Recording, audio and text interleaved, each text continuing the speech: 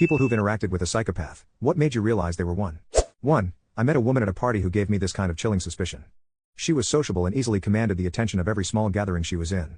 She leaned on the woes of her job to keep the conversation about her. She was a nurse working in the maternity ward, and she went on about the hours and the pay and everything to change the vibe.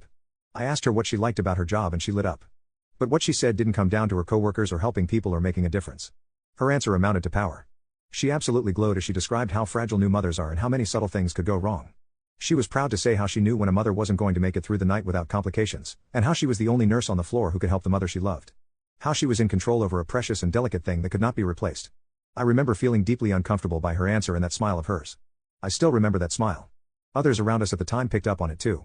2. I used to work as a mental health nurse, so I saw people with diagnosed psychopathic traits.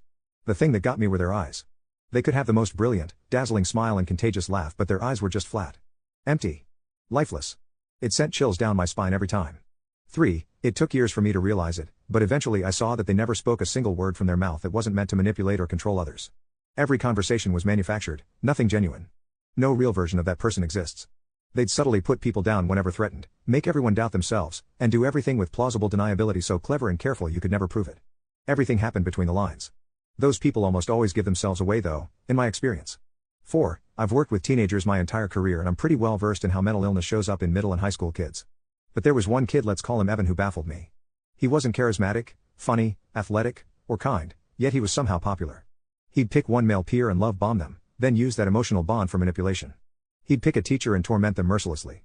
For creative writing, he once wrote about a character named Kevin who went to a teacher's house that had the same kind of dog the teacher owned and described in graphic detail how he tortured it.